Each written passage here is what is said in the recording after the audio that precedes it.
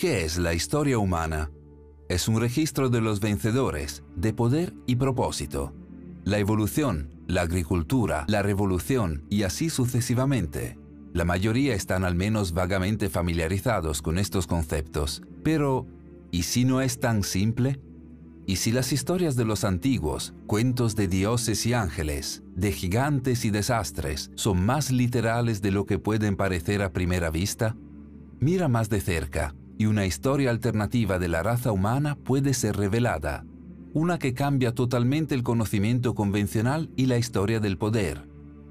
Esta es una historia alternativa que ha sido censurada fuera del entendimiento humano, en su mayoría olvidada o ignorada, hasta ahora.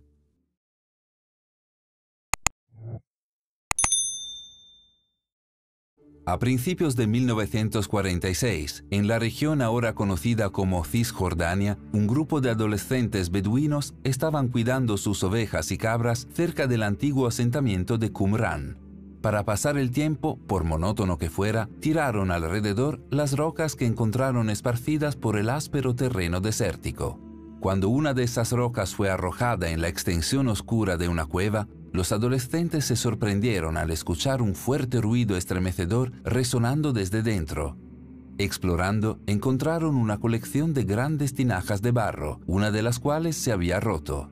Aunque no lo sabían en ese momento, estos adolescentes habían hecho un descubrimiento histórico. Dentro de los frascos había una serie de pergaminos antiguos. En los años que siguieron a este descubrimiento, arqueólogos, historiadores y cazadores de tesoros encontrarían fragmentos de pergaminos adicionales en otras 10 cuevas de la zona.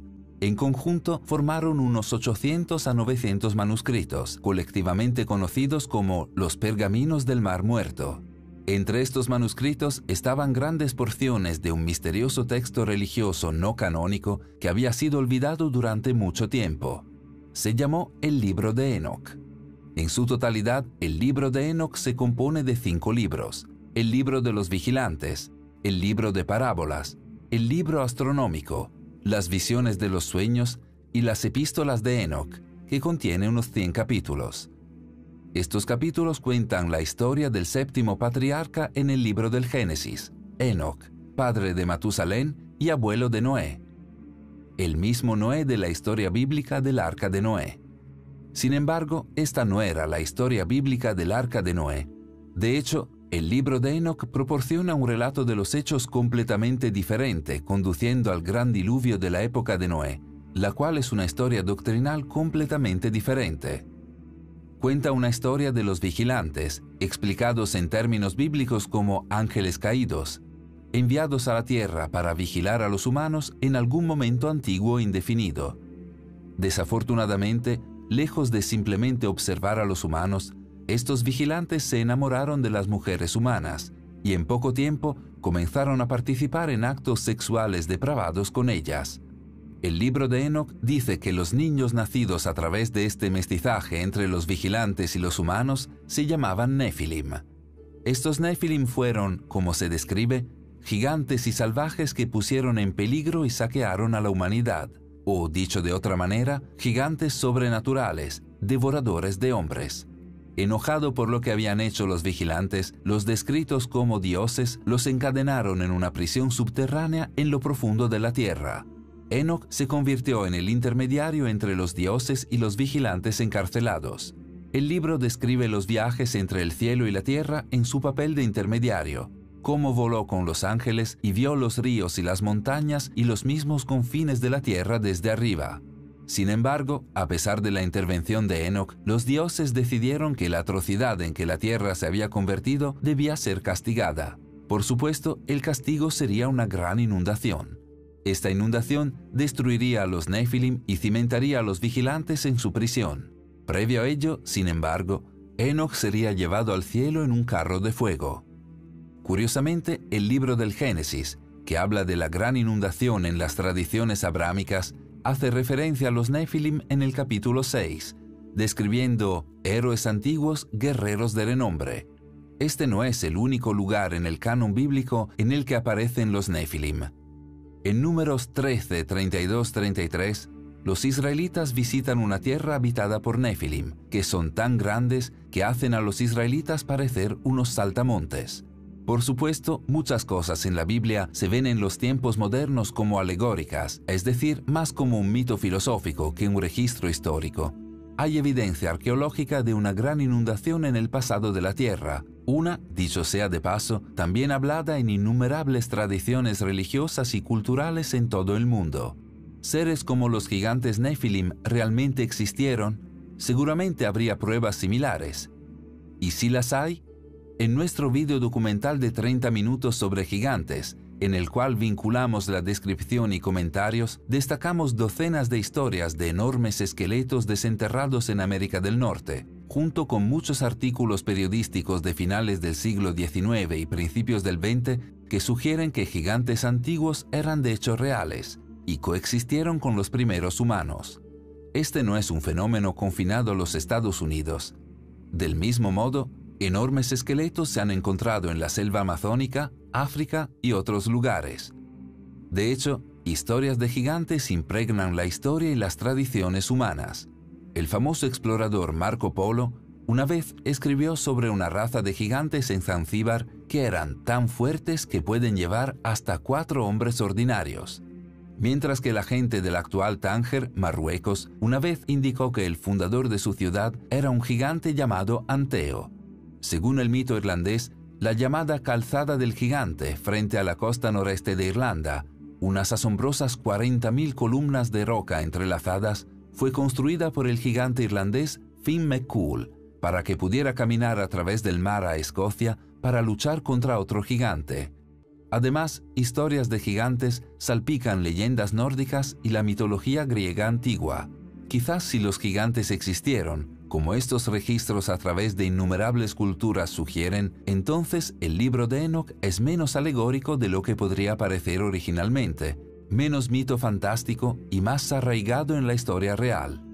Es interesante tener en cuenta que durante siglos, el libro de Enoc fue una parte importante tanto para las tradiciones religiosas cristianas como judías.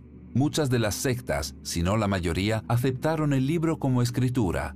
Además, algunos incluso han sugerido que el libro de Enoc fue la inspiración para el libro del Génesis, debido a sus muchos paralelismos e historias superpuestas. La pregunta es, pues, ¿qué pasó? ¿Por qué el libro de Enoc no es parte de la Biblia?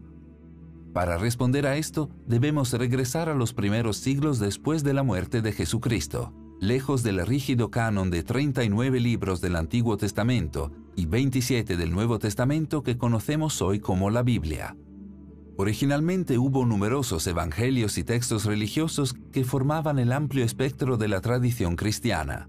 Como la religión cristiana creció después de la muerte de Jesús, la floreciente iglesia cristiana necesitaba saber qué textos debían leerse y seguirse, qué enseñanzas debían aplicarse, qué textos se considerarían aceptables y divinamente inspirados. La iglesia necesitaba, por diversidad, crear uniformidad, necesitaban un canon oficial. En una historia popularizada en los tiempos modernos por la obra fundamental de Dan Brown, El Código da Vinci, se recuerda que esta canonización sucedió, algo nefastamente, en el Concilio de Nicea en el siglo IV.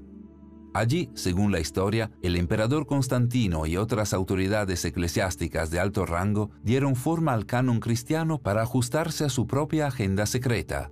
Desafortunadamente, esto no es históricamente exacto. El Concilio de Nicea no determinó el canon cristiano oficial. No culpes a Dan Brown. El famoso filósofo Voltaire hizo una afirmación similar en el 1700. Pero mientras la historia puede no ser exacta en los hechos, es exacta en cierto sentido. Miembros de alto rango de la Iglesia ciertamente escogieron y eligieron qué incluir en el canon bíblico oficial.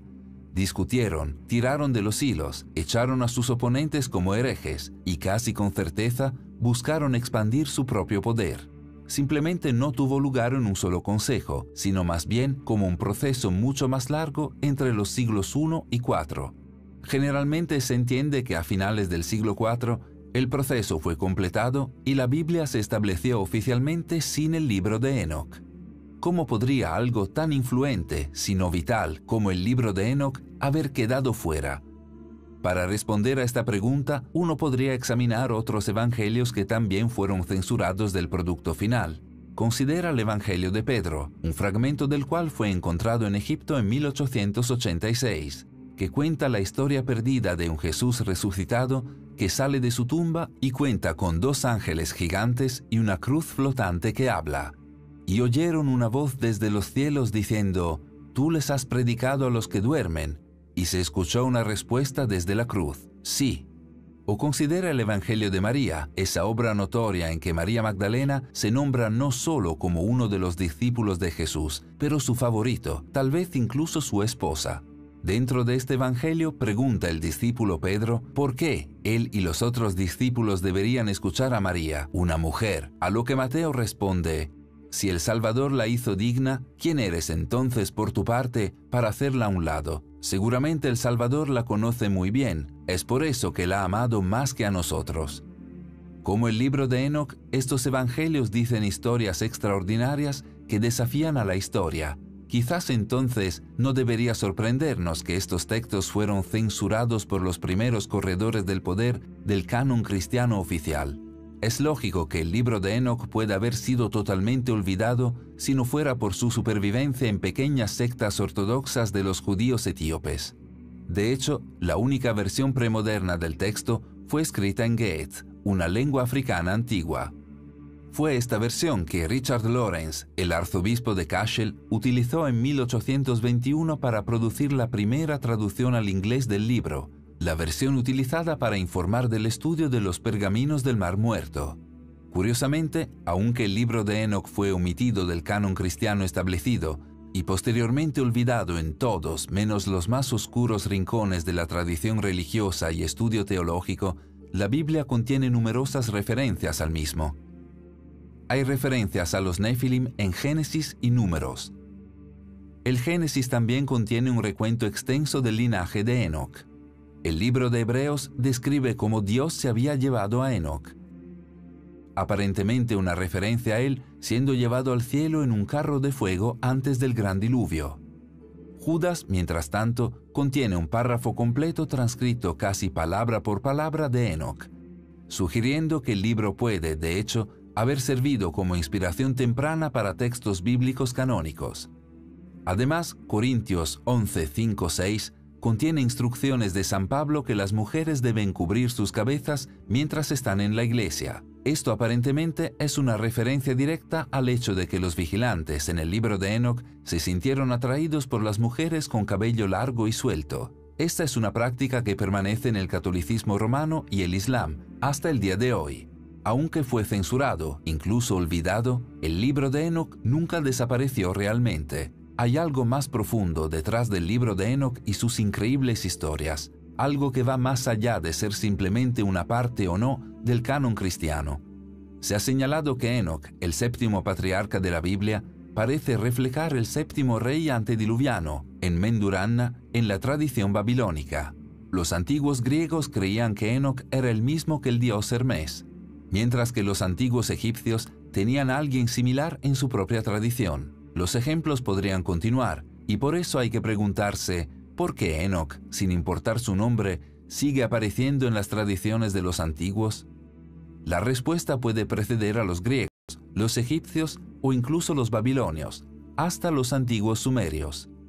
Según los textos sumerios, la tierra fue visitada por un grupo de seres sobrenaturales en algún momento del pasado distante. Estos visitantes se describen en la tradición sumeria de una manera inquietantemente similar a las descripciones de los vigilantes en el libro de Enoc. En lugar de vigilantes, sin embargo, los sumerios los llamaron a estos seres los Anunnaki, que literalmente significa aquellos que vinieron de los cielos. Eran dioses para los sumerios. Para pensadores modernos como Zechariah Sitchin y Erich von Däniken, eran una raza antigua de extraterrestres que vinieron a la Tierra. Curiosamente, los textos sumerios cuentan historias de estos Anunnaki al igual que los vigilantes, que comenzaron a aparearse con los seres humanos, creando una especie completamente nueva en el proceso, reflejando la creación de los Nefilim. Como los dioses del libro de Enoc, los Anunnaki se enojaron debido a la condición de la tierra y provocaron una gran inundación. Es posible que el libro de Enoc así como otras tradiciones relacionadas, simplemente están volviendo a contar la vieja historia sumeria de los Anunnaki? Considera la revolución agrícola, que comenzó alrededor del 10.000 a.C., tiempo durante el cual los seres humanos pasaron de un estilo de vida de caza y recolección a uno de agricultura y asentamiento. Según registros históricos, ya en 9500 a.C., en lo que hoy es el Kurdistán moderno, cebada, trigo y centeno estaban siendo cultivados. Se cultivaban avena, guisantes y lentejas, mientras que se domesticaban cabras y ovejas. Unos 500 años después de eso, la fundición de cobre y plomo fueron teniendo lugar en la región, junto con el tejido y la alfarería. Además, esta antigua cultura kurda fue la primera en desarrollar un guión, siendo una de las sociedades alfabetizadas más antiguas de la humanidad. Algunos se han preguntado cómo los seres humanos podrían haber hecho este salto tan rápido. Curiosamente, el pueblo kurdo afirma ser descendiente de los hijos de Jin, los hijos de los espíritus.